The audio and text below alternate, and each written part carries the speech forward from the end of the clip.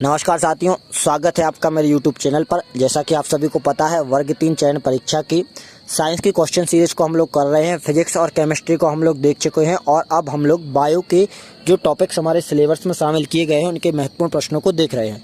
Video को शुरू करने से पहले सभी साथियों से निवेदन है, जो चैनल पर नए हैं वो चैनल को सब्सक्राइब कर ले, और इसके अलावा जो लगातार वीडियो को देख रहे हैं और अभी तक चैनल को सब्सक्राइब नहीं किया है तो वो भी चैनल को सब्सक्राइब कर ले। और यदि आप वर्ग 3 के ग्रुप में ऐड होना चाहते हैं तो आपको चैनल की पोस्ट में डिस्क्रिप्शन में आपको व्हाट्सएप ग्रुप की लिंक मिल जाएगी, तो वहाँ पर भी आप ग्रुप से ऐड हो सकते हो लिंक पर क्लिक करके। तो चलिए वीडियो को शुरू करते हैं।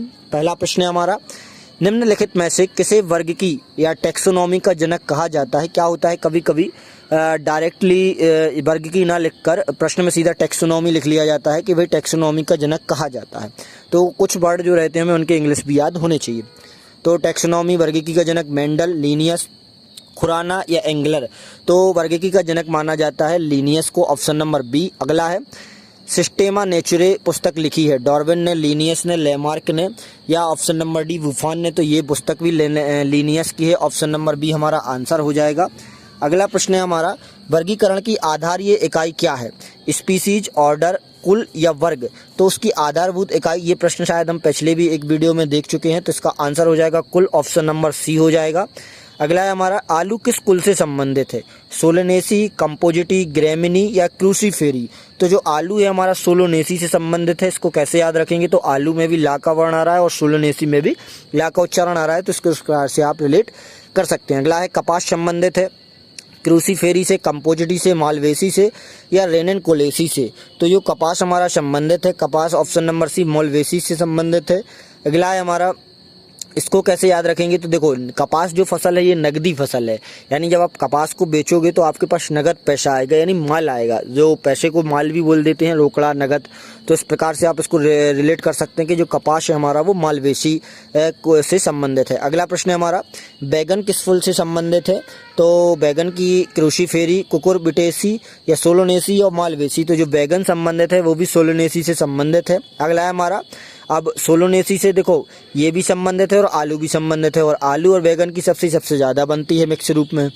कपास के पौधे का वंशीय नाम है क्रोटोलेरिया, रेफेनस, निकोटेनिया या गॉसिपियम। तो इसका वंशीय नाम जो हो जाएगा हमारा ऑप्शन नंबर डी हो जाएगा, गैसिपियम। अगला प्रश्न है हमारा, आम का वास्तविक नाम है। आम का वास्तविक नाम है मूसा सेपेंटियम, डॉक्स कैरोटा, मैजीफेरा इंडिका या इनमें से कोई नहीं। तो आम का जो वास्तविक नाम है वो Mangifera indica, option number C हमारा आंसर हो जाएगा। अगला प्रश्न है, अनाज वाले पौधे किस कुल से संबंधित होते हैं। मालवेसी, सोलोनेसी, ग्रेमिनी या क्रूसीफेरी। तो ये संबंधित होते हैं माल वाले पौधे ये होते हैं ग्रेमिनी से संबंधित होते हैं, ऑप्शन नंबर सी हमारा आंसर हो जाएगा। अगला है, गेहूं के पौधे का वनस्पति नाम है जियामेज, ओरिजा सटाइवा, हॉर्डियम बुगलेयर या टिट्रिकम एस्टिवम। तो गेहूं का जो वनस्पतिक नाम, या इसको जो बोल देते हैं हम, इसका नाम होता है भाई टिट्रिकम एस्टिवम। ये गेहूं के नाम है। ये कुछ देखो जंतुओं के भी नाम होते हैं और कुछ जो फसलें वगैरह हैं इनके भी जो नाम होते हैं, इनको हमें याद करने पड़ते हैं। साइंटिफिक नाम या वनस्पतिक नाम जो हम बोलते हैं, वैज्ञानिक नाम, तो ये हमें याद करने पड़ते हैं। इस प्रकार के प्रश्न देखने को मिल जाते हैं। अगला है हमारा, दलहनी पौधे से संबंधित है कंपोजिटी से, सोलिनेसी से, लेगुमिनेसी से या ग्रेमिनेसी। तो जो जितने भी दलहनी पौधे होते हैं वो हमारे संबंधित होते हैं लेगुमिनेसी से, ऑप्शन नंबर सी हमारा आंसर हो जाएगा। अगला है, सबसे बड़ा कुल है लिलिएसी, सोलिनेसी, कुकुरबिटेसी या कंपोजिटी। तो सबसे बड़ा कुल हो जाएगा कंपोजिटी। अगला है हमारा, मूंगफली ग्राउंडनट का वास्तविक नाम क्या होता है। ग्लाइसिन मैक्स, डोलिकस लेबलेस या एरिकस हाइपोजिया या फेसिलुअस। तो इसका जो वास्तविक नाम है एरिकस हाइपोजिया। अगला है हमारा, चाय के पौधे का वास्तविक नाम है साइनेंसिस थिया साइनेंसिस या थिया साइनेंसिस या कॉफिया अवेविका। तो जिसका वास्तविक नाम है थिया साइनेंसिस हो जाता है। अगला है हमारा, तेल बीज या ऑयल सीड्स वाली फसल किससे संबंधित होती है। मालवीज से, क्रूसीफेरी से, सोलिनेसी से या कंपोजिटी से। तो जो ऑयल सीड्स वाली जो संबंधित हो जाती है ये होती है हमारी क्रूसीफेरी से, ऑप्शन नंबर बी हो जाएगा। अगला है, मटर एक पौधा है, साग पुष्प, मटर पौधा है, साग पुष्प झाड़ी या इनमें से कोई नहीं। तो आपने जब भी मटर जो पौधा होता है हमारा साग होता है, ऑप्शन नंबर ए हो जाएगा। सबसे लंबा जीवित वृक्ष है यूकेलिप्टस, शिकोया, देवदार या पर्णांग। तो सबसे लंबा जीवित वृक्ष है, तो इसका आंसर हो जाएगा हमारा ऑप्शन नंबर बी, सिकुआ। अगला है हमारा, एट्रोपा बेलाडोना के किस भाग से बेलाडोना औषधि प्राप्त की जाती है? पत्तियों से, जड़ों से, तनों से या पौधों के सभी भागों से? तो इसका आंसर हो जाएगा हमारा ऑप्शन नंबर ए, पत्तियों से। अगला प्रश्न है हमारा, एफेड्रा पौधे का कौन सा भाग एफेद्रिन औषधि उत्पन्न करता है? जड़, तना, पत्ती या पुष्प? तो इसका आंसर हो जाएगा तना, ऑप्शन नंबर बी। अगला है हमारा, कपास के रेशे होते हैं तने से निकाले गए तंतु, बीजों के अधिचर्मी रोम या फलों के अधिचर्मी रोम या जड़ों से निकाले गए तंतु? तो ये जो होते हैं ये होते हैं बीजों के अधिचर्मी रोम। आपने देखा होगा कपास क्या होता है, रोम टाइप में होता है और उसके अंदर एक गुठली टाइप में बीज निकलती है। तो अगले प्रश्न की यदि हम बात करें तो अगला प्रश्न है हमारा, मोरफिनी निकाला जाता है।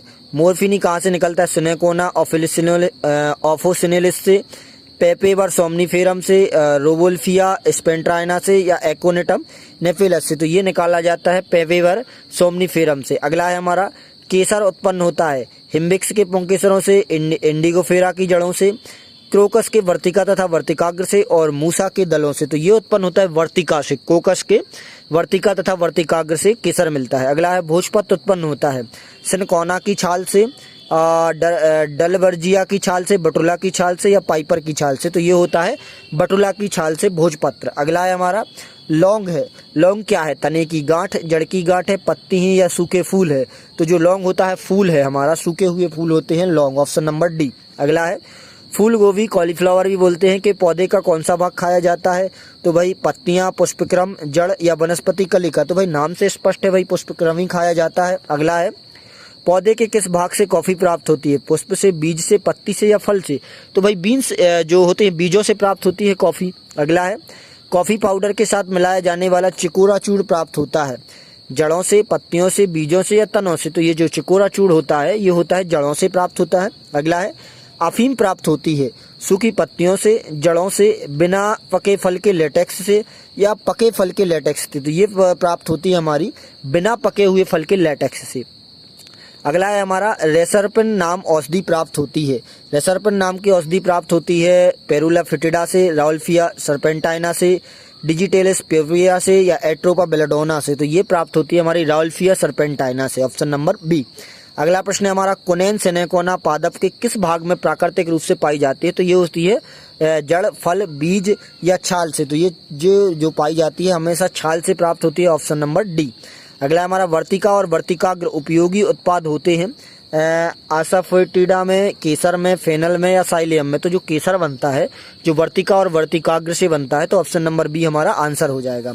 अगला प्रश्न है हमारा 12 नंबर वाला, हल्दी चूर्ण टर्मेरिक पौधे के किस भाग से प्राप्त होता है? जो हल्दी चूर्ण होता है शुष्क मूल से, शुष्क बीज से, शुष्क प्रकंद से या शुष्क फलों के रस से? तो ये प्राप्त होता है प्रकंद से। अगला है हमारा, निम्न में से कौन एक मानव निर्मित धान्य है? हॉर्डी वुल्गियर, टिट्रिकेल, जियामेज या टिट्रिकम वुल्गियर? तो ये जो हो जाता है ऑप्शन नंबर डी, टिट्रिकम वुल्गियर। अगला है, विटामिन सी का सबसे अच्छा स्रोत है नींबू, संतरा, आंवला या मिर्च? तो सबसे अच्छा स्रोत हमारा आंवला है। ये कुछ जो नाम है वनस्पति जगत में इस प्रकार के अजीब नाम होते हैं जो आपको याद करना बड़ा मुश्किल रहेगा। अगला प्रश्न है, तंबाकू की पत्तियों में होता है कैप्साकिन, कॉल्सिचिन या निकोटिन या एस्पिरिन? तो निकोटिन होता है, इसकी ऐड आती रहती है निकोटिन छुड़ाने के लिए, निकोटिन गम रहती हैं ताकि तंबाकू की लत छूट जाए। तो ऑप्शन सी आंसर हो जाएगा। अगला है, उच्च रक्तचाप को रोकने के लिए औषधि प्राप्त होती है डिजिटेलिस की जाति से, सिनेकोना से, राउल्फिया से या पेपेवर से? तो ये होती है राउल्फिया से, राउवुल्फिया से, ऑप्शन नंबर सी। अगला है, भारत के प्रमुख धान्य फसल है चावल है, ज्वार है, गेहूं है या मक्का है? तो प्रमुख धान्य फसल की यदि हम बात करें तो चावल है।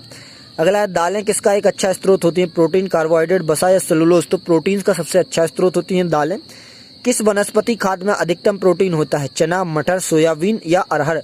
तो सबसे ज्यादा प्रोटीन सोयाबीन में पाया जाता है, ऑप्शन नंबर सी हो जाएगा। अगला है हमारा, निम्न रेशों में कौन पौधे के तने का उत्पाद नहीं है? सन, पटसन, जूट या कपास? तो तने का उत्पाद नहीं है कपास। कपास जो होता है उसके बीज के साथ जो रेशे होते हैं या जो रोम होता है उसका उत्पाद होता है। अगला है हमारा, सिनेकोना की छाल से प्राप्त औषधि को मलेरिया उपचार के लिए प्रयुक्त किया जाता है। जिस कृत्रिम औषधि ने इस प्राकृतिक उत्पाद को प्रतिस्थापित किया है उसका नाम है?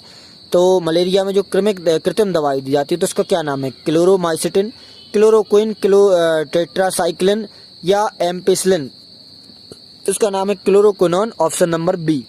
अगला है, निम्न में से कौन सी फसल मृदा को नाइट्रोजन से भरपूर करती है? आलू, सोरगम, सूरजमुखी या मटर? तो मटर राइजोबियम मतलब नाइट्रोजन स्थिरीकरण होता है तो नाइट्रोजन से भरपूर हो जाती है यदि आप मटर को बो देते हैं तो।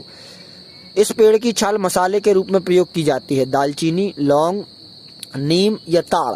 तो देखो लौंग तो एक हो जाता है सूखा हुआ फूल, और नीम की छाल को नहीं, पेड़ की छाल को मसाले के रूप में दालचीनी के जो होता है, जो दालचीनी एक मसाला होता है, ये पेड़ की छाल होती है।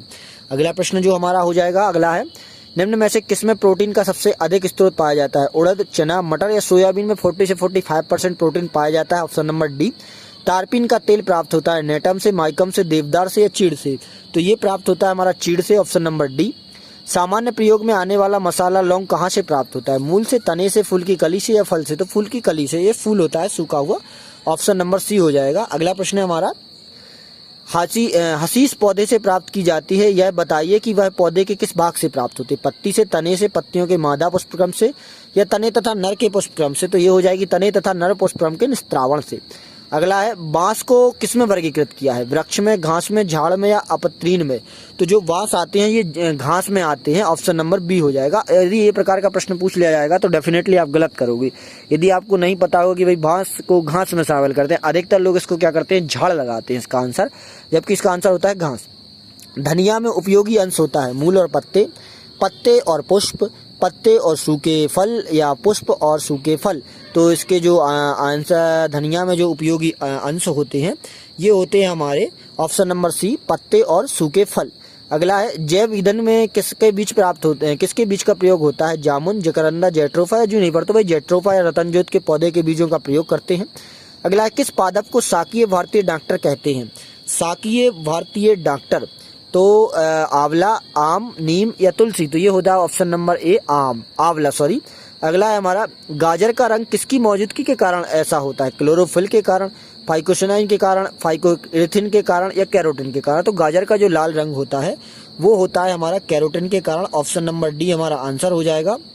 अगला प्रश्न है हमारा, पपीते में पीले रंग का कारण पेपेन, लाइकोपेन या कैरिकाजेंथिन या कैरोटीन होता है? तो इसका आंसर हो जाएगा हमारा कैरिकाजेंथिन के कारण पपीते का रंग पीला हो जाता है। अगला है, मिर्च की तीक्ष्णता का कारण क्या है? लाइकोपेन, कैप्सिसिन या कैरोटीन या एंथोसाइनिन? तो इसका आंसर हो जाएगा ऑप्शन नंबर बी, कैप्सिसिन। अगला प्रश्न है हमारा, 15वां प्रश्न है हमारा, क्रिकेट के बल्ले बनाने के लिए किसकी लकड़ी का प्रयोग किया जाता है? सेलेक्स परफ्यूरिया, सेंड्रस, देवदार या मोरस एल्वा या लिनन यूसिटेटिसोमम? तो क्रिकेट बैट बनाने के लिए सेलेक्स परफ्यूरिया का प्रयोग किया जाता है। अगला हमारा, फलीदार पादपों की जड़ों में उपस्थित गांठों में पाए जाने वाले नेत्रजन स्थिरीकरण जीवाणु हैं? मृतोपजीवी, पराश्रयी, सहजीवी या प्रोटेफ घटनी? तो ये कहलाते हैं हमारे सहजीवी। Option number C. अगला है, 5 जगत वर्गीकरण किसने किया था? व्हिटेकर ने, हैकेल ने, लिनियस ने या कोपलैंड ने? तो जो 5 जगतीय वर्गीकरण किया था ये किया था व्हिटलेकर ने। ऑप्शन नंबर ए हो जाएगा। अगला प्रश्न है हमारा, केसर मसाला बनाने के लिए पौधे के कौन से भाग का प्रयोग किया जाता है? पत्ती, पंखुड़ी, बाह्यदल या वर्तिकाग्र? तो भाई स्टिग्मा का प्रयोग किया जाता है, वर्तिका और वर्तिकाग्र का। अगला है, चंदन के पेड़ को क्या माना जाता है? पूर्ण मूल परजीवी, पूर्ण स्तंभ परजीवी या आंशिक मूल परजीवी? तो इसको माना जाता है आंशिक मूल परजीवी। Option number D. अगला प्रश्न है हमारा, दालें पादपों के इस कुल से प्राप्त होती हैं? लिलिएसी, साइकेडेसी, लेगुमिनेसी या कवक? तो ये लेगुमिनेसी से प्राप्त होती हैं। ऑप्शन नंबर सी हमारा आंसर हो जाएगा। अगला प्रश्न है, यदि हम बात करें तो पत्ते के लाल, नारंगी और पीले रंग होने का कारण है? लिग्निन, कैरोटेनोइड या एल्डिहाइड या टेनिन? तो लाल, नारंगी और पीला जो पत्ती होती हैं ये होती हैं हमारी कैरोटेनोइड के कारण। Option number B. अगला है हमारा, गेहूं, जौ, नींबू, राई और नारंगी और बाजरा संबंधित है 4 पादप परिवारों से, एक ही पादप परिवारों से, 3 पादप परिवारों से या 2 पादप परिवारों से? तो ये है हमारे 3 पादप परिवारों से संबंधित। वर्गीकरण की कैरोलस लीनियस प्रणाली है प्राकृतिक, कृत्रिम, द्विपद या जातिवृत्तीय? तो जो वर्गीकरण की जो कैरोलस लीनियस प्रणाली है ये 2 पदीय है। इसमें एक में नाम और एक में वंश लिखा जाता है। इस प्रकार का प्रश्न हम लोग देख चुके हैं। तो यहाँ से हमारी इस वीडियो समाप्त होती है। ये हमारा अंतिम प्रश्न होता है। आशा करता हूँ आपको प्रश्न पसंद आए होंगे और कंटेंट अच्छा लगा होगा। अच्छा लगा हो तो लाइक करें, चैनल को सब्सक्राइब करें और सभी साथियों के साथ शेयर करें। धन्यवाद।